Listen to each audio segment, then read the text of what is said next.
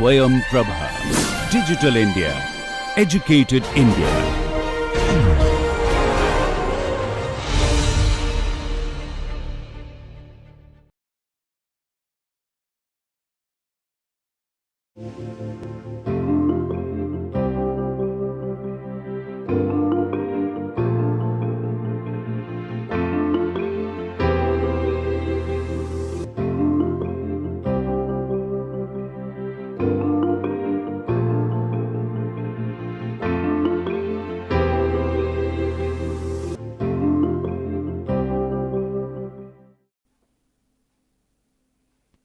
In this lecture, let us start discussing about the panel method.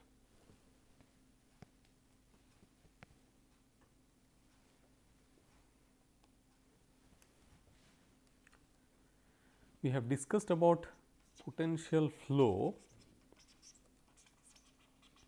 at length, where we said that in the incompressible flow domain, the governing partial differential equation is Laplace equation, and if you go to the compressible domain, then you have the velocity potential equation. We can also show that Laplace equation can be derived from the velocity potential equation under the incompressible limit. So, we again recall that this caters to irrotational flow, and we have learned about different solutions of Laplace equation, which we have named as elementary flows.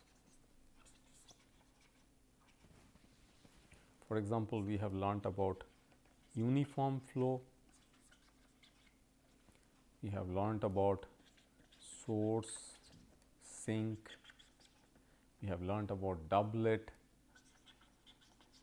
we have learnt about point vortex,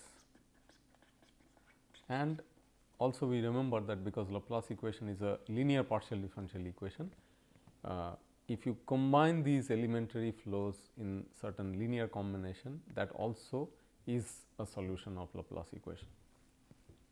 So, keeping that in mind, we have also discussed about some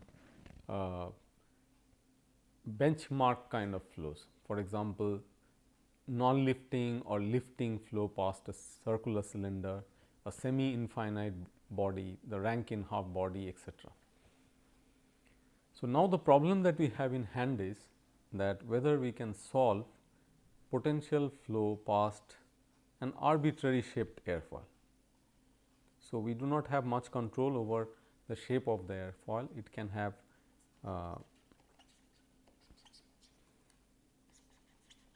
an arbitrary maximum thickness, maximum camber,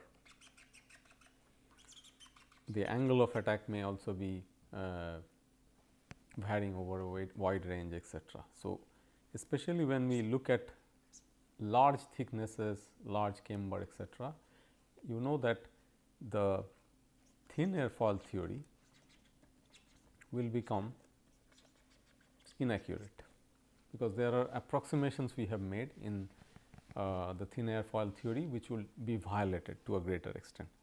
But from a practical point of view, we may actually like to solve problems of this kind, because thin airfoil theory would make our life very restricted. In such a situation, what is the way out? The way out is that let us not any longer look at the problem in a simplified manner that thin airfoil theory looked at, that where we had a vortex sheet, a continuous vortex sheet, which was distributed over the chord length of the airfoil, and then we tried to make the airfoil a streamline of the flow.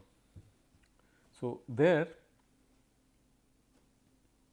we had an analytical solution which could give us the solution to the flow. But the moment you make the thickness and camber vary quite a bit, there is no closed form solution available anymore. So, we then go for a numerical solution. So, we were discussing earlier that what are the situations where CFD becomes important. So, this is one where you do not have an analytical solution anymore. So, the approach that we will take over here is that we will set out with the problem of solving a lifting flow past an arbitrary airfoil.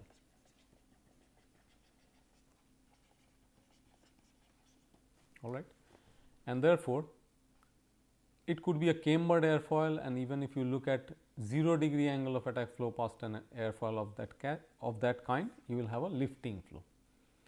And of course, at an angle of attack, until unless it is a 0 lift angle of attack, that airfoil will continue to generate lift at other angles also. The same is the case for symmetric airfoils also, if it is not alpha equal to 0°. So, in such a situation, you have a net circulation around the body, and we came to know earlier when we were discussing about elementary flows that only point vortex can help us do that. And then from Kutajoukowski's theorem, of course, you can show that presence of gamma is also ensuring presence of a lift acting on the airfoil. Now, instead of defining a vortex sheet of this kind, in the panel method, we will follow a different procedure where vortices will be placed on the surface directly, and they will not be placed as a continuous vortex sheet, but rather in a discrete form. So, what is the advantage in doing that? The advantage is that you are not attempting for an analytical solution,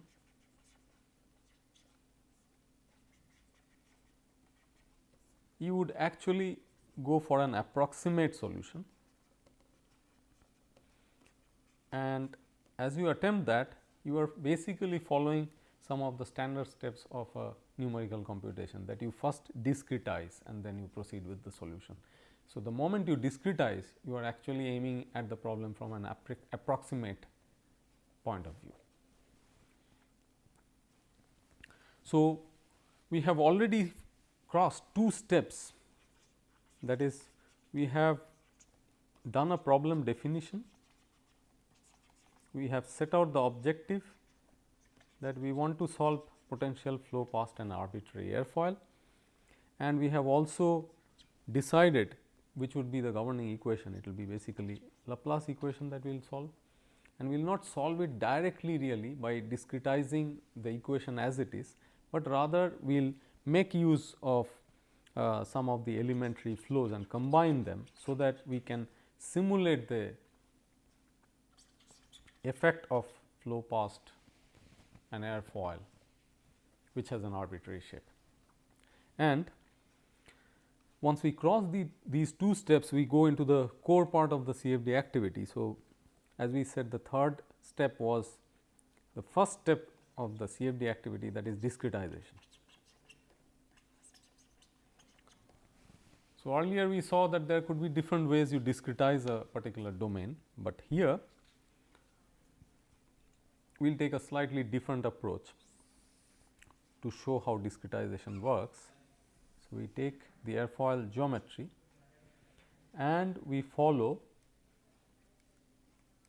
the surface geometry, and we break it down into very small pieces, as though you are approximating the geometry using a large number of line segments. Okay. So, this is basically your discretization. Notice that there is a flow field around the body, we are not bothering to discretize that flow domain. So, the discretization is confined to the body surface. Now, this works for a wider range of techniques which are called as boundary element techniques.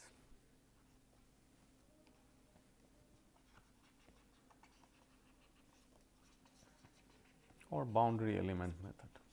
So, panel method is essentially falling in that category. So, we only try to solve the problem on a particular boundary. We do not care to solve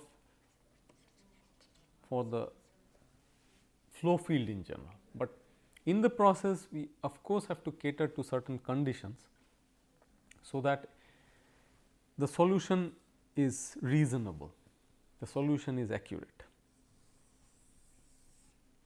That means streamlines like this will never come out of a solution like what we are trying to attempt, but we will find out still that what is the pressure which is acting on the surface of the body, what is the tangential velocity component on the surface of the body, and so on. Here we are solving potential flow, therefore, the flow will slip on the body surface, there will be tangential velocity component, but there will not be a normal velocity component. Therefore, this body will become a streamline of the flow.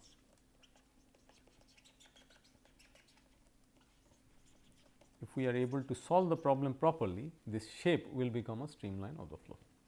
There will be no flow separation because it is a potential flow. So, we have to remember that this is how we interpret discretization in a problem like this. What about the fourth step, which is essentially the second step in the CFD exercise? We talk about method of solution of governing equation. So, here of course, governing equation is Laplace equation, and we are not going to solve it with any of those techniques that we discussed earlier, finite difference, finite volume, finite element methods, etc. These are the ones which we will use when we solve for the flow field, but here we are going to take a different technique. We are going to use panels on the body surface, and we are going to solve for the strength of the singularities which we will distribute on the panels. That is how we are going to solve Laplace equation here. And then finally, once we are done with the solution, we should be able to get the numbers which we can plot. So, here we can plot, for example, the Cp versus x by c for the airfoil. You cannot plot anything related to the flow field, please keep in mind. Let us move on to the flow solution process then. So, first thing we will do is we will add some more details in the discrete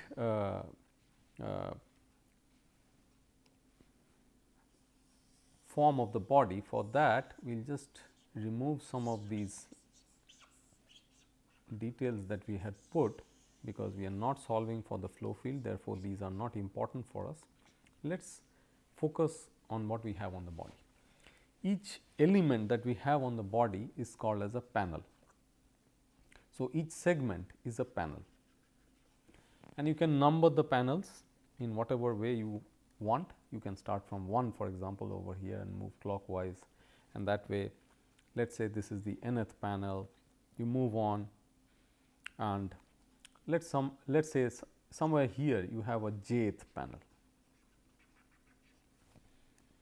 all right. And you have a total number of panels which you have discretized the body into, and you could also use that as n. So, let us not call this as n, but rather the total number of panels as n. So, this will be the last panel which we look at. So, there could be n number of panels, and then we take a point P in the flow field. Let us say its coordinates is x y. We can comfortably set the origin of the coordinate system here.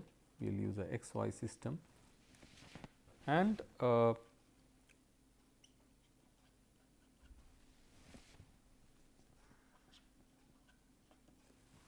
this is essentially the location of the point P with respect to the midpoint of the jth panel. Each panel at its midpoint has a control point. Each panel midpoint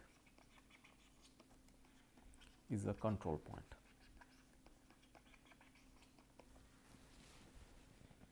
So, this is broadly the setup that we need, and then we need to look at the incoming flow.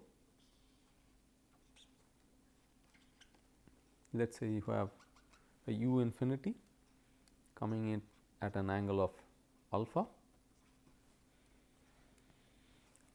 and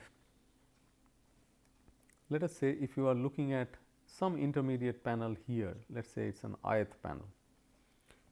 So, you can draw the unit normal vector to that ith panel here at its midpoint, and then you can sketch the local free stream direction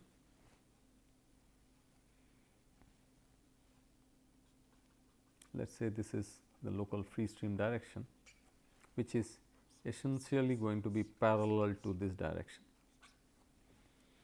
and we will mark an angle beta I, let us say. We will make use of that angle later on in the formulation. So, with this setup in mind, let us first try to figure out what would you like to distribute over the panels. We are going to distribute vortices on the panels, which qualifies this as a vortex panel method, and let the vortex strengths be gamma j for the jth panel per unit length. So, the strength of the vortices distributed over the panels is defined per unit length. Each panel can be of a different length. There are shorter ones, you can see very short ones here near the nose, comparatively shorter ones near the trailing edge, etc., but bigger ones here, for example. That is why per unit length. So, ultimately starting from gamma 1 to gamma n, you would have to solve the strength of all these vortex along the panels per unit length basis.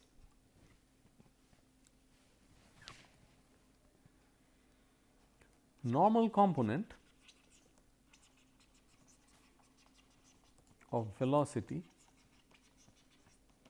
at each panel control point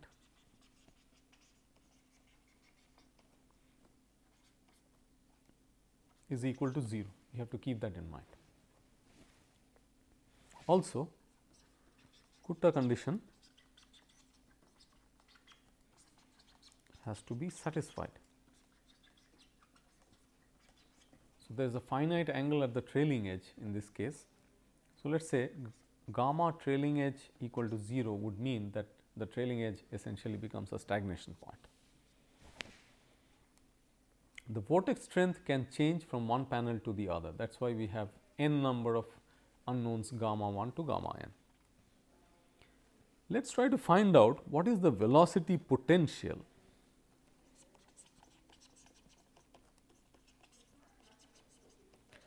which is induced at the point P due to the jth panel. All right. So, we remember that this is the jth panel, this is the point P, and we are trying to find out the influence. How do we find that out? Let us write it as delta phi j. That will be minus 1 by 2 pi theta p j gamma j ds j, where we will define theta p j shortly.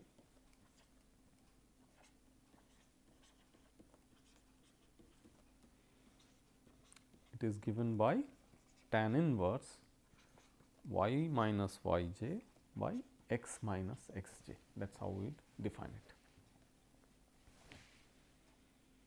Now, this is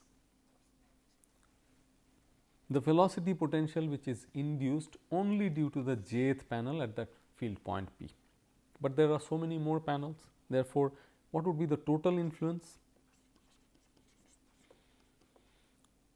The total influence could be a sum of the effects coming from all those panels. Let us say sum of delta phi j's.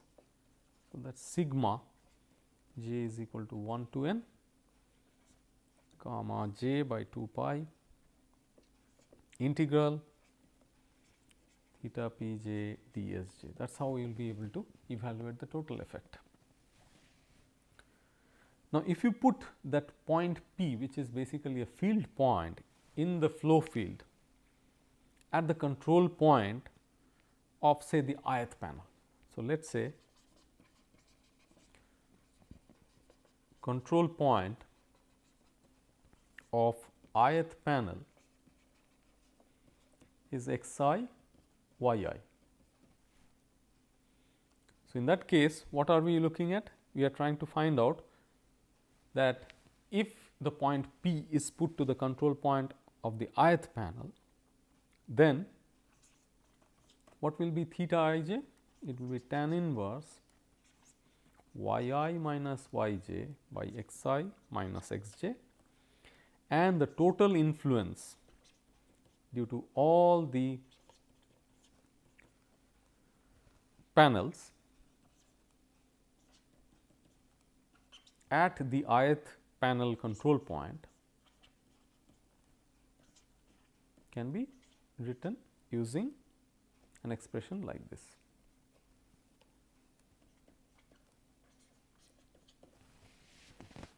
Okay. So, this is the total potential at ith panel control point. Total potential in the sense due to the distribution of vorticity over the body. That is the total influence we are talking about. Again, remember there is the effect of the free stream, which we have not accounted in the calculations yet. So, put together the normal component which is induced at a particular panel control point plus the normal component which will be introduced through the phi calculations that we have done. That means, the influence of the panels should go to 0. Now, what is V infinity n? V infinity n is nothing but V infinity cos beta I. So, what was cos beta I? We have drawn it earlier. The beta I was indicated here. That was the direction between the free stream and the unit normal vector at the control point of that particular panel. So, we are taking a cos component of that angle, that gives you the normal component of V infinity. And then what is V infinity, what is V n phi, sorry. So, V n phi by definition is gradient of phi x I y I dot n I, that is what the definition is. So, what will that give you? That will give you del n I phi x I y I. It is essentially a directional derivative. So, what do you have finally? You have V infinity cos beta I coming from the free stream minus j is equal to 1 to n gamma j by 2 pi integral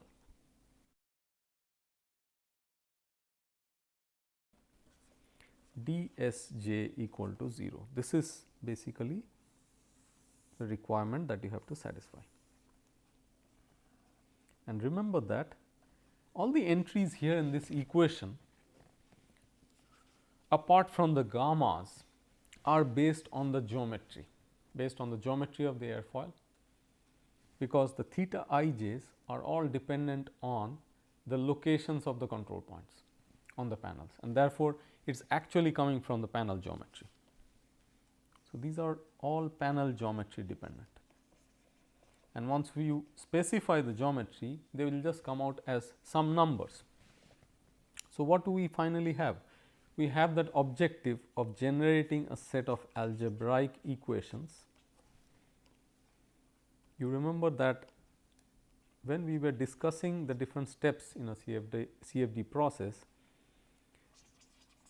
we talked about approximating a partial differential equation into a system of algebraic equations. So, here also we are looking at that. So, when we look at that, let us say the equation that we just wrote in the previous page, let us simplify it slightly and write it in this form: V infinity cos beta I minus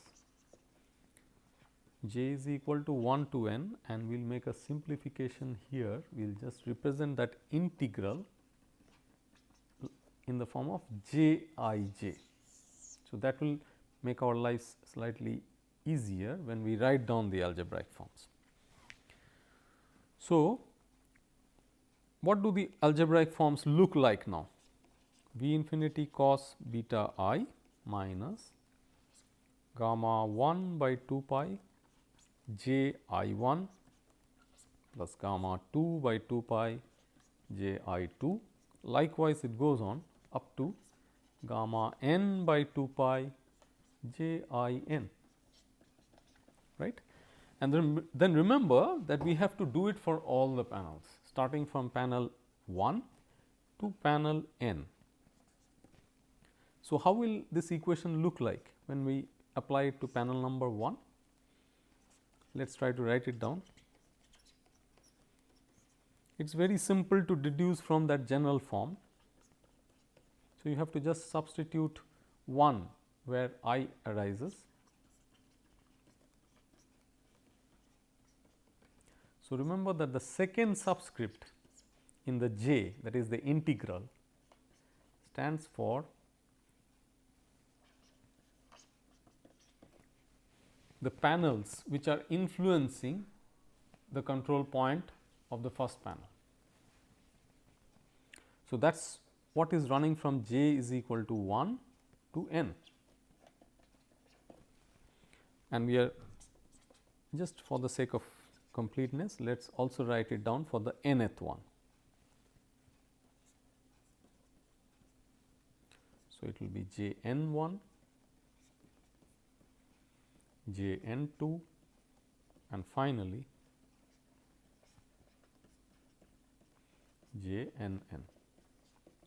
So, this is basically your system of algebraic equations comprising of how many unknowns? N unknowns. So, you have exactly the same number of equations as the unknowns that you have to solve the problem, and it appears to be a very straightforward exercise, but then you have not implemented Kutta condition yet,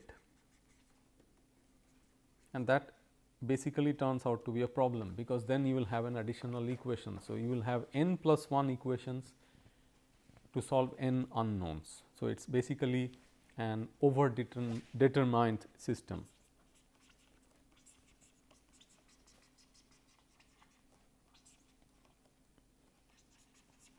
So, what is going to be the Kutta condition here? We said gamma trailing edge is equal to 0.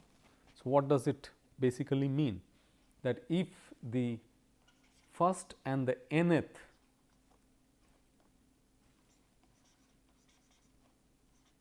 panels are of equal length, then it basically means gamma 1 plus gamma n is equal to 0. Why we said equal length was because these are strengths per unit length, they have to be multiplied with the length of the first panel.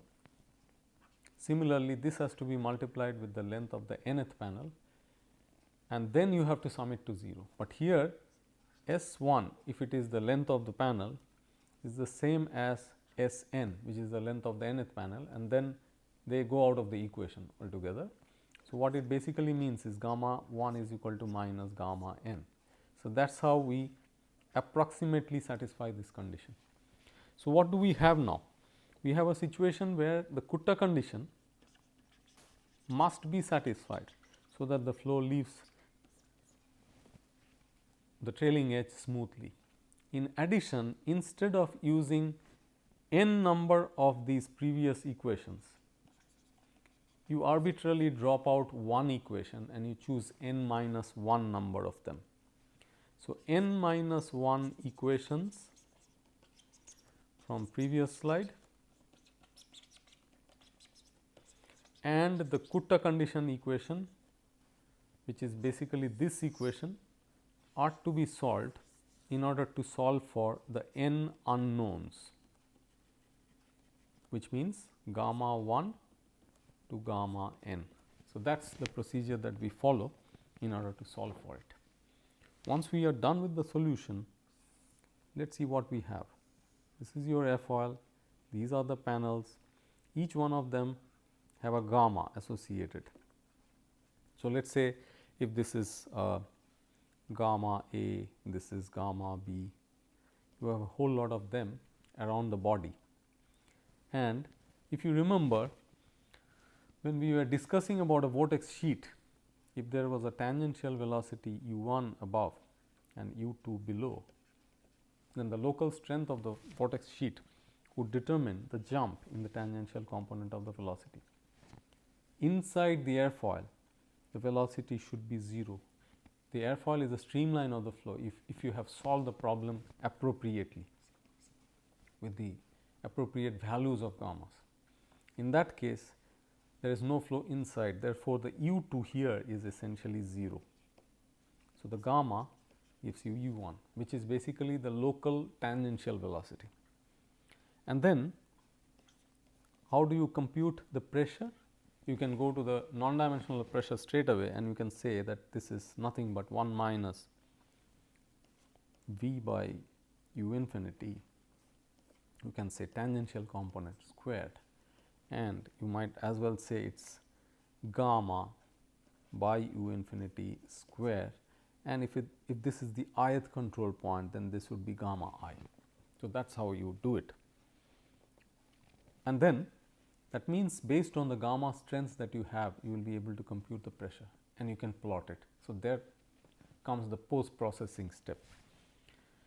And then you have to check, of course, that on the wall what have you satisfied? You have satisfied that the del phi del n should go to 0, phi being the total potential coming from both the vorticity that you have on the body as well as the free stream. Phi should satisfy this property on the wall. Why? Because you are essentially talking about V dot n equal to 0, V being the complete contribution both from the free stream as well as the singularities on the body. While at infinity, very far from the body, what are you going to satisfy? You are going to satisfy the condition that del phi del x is equal to u infinity, del phi del y should be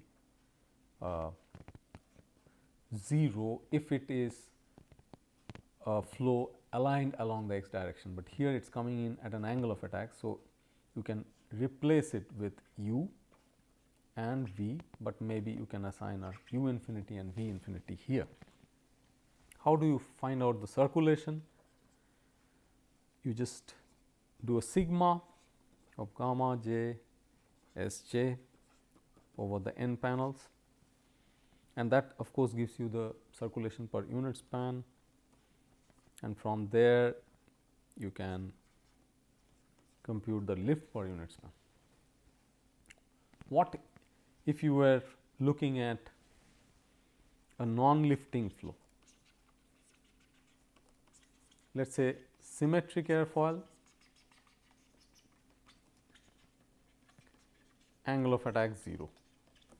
Then you can still solve it with the vortex panel technique, but what you will get is a symmetric solution above and below the airfoil. You will see that strengths are going to be kind of mirror images, so that they will essentially lead to a cancellation and therefore, gamma will be equal to 0. There is another way you can solve this. You can use source and sink. So, on the panels you can use sources or you can use sinks, but if you do that, there is an additional constraint that you have to satisfy, that is the sum total effect of those sources and sinks must go to 0. So, let us say if you call the strengths as lambdas, then j number of those j equal to 1 n number of those sources and sinks should always sum up to 0. That means, the total mass outflux from the sources should be balanced with the total mass influx into the sinks. So, that is an additional constraint that needs to be checked for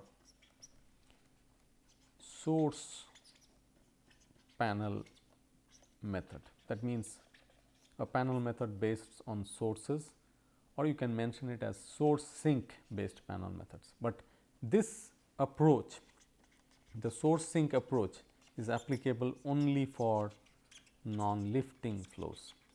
So, it cannot be extended to a lifting situation, because with sources and sinks alone you cannot model circulation. So, that is the limitation. So, let us conclude. In this lecture, we had a brief discussion about potential flow solution for non-lifting and lifting airfoils using the panel method, and we saw that in a very simple framework how we can follow the different steps of a general CFD process to solve for potential flow past an airfoil, which could be both a lifting or a non-lifting one. Thank you.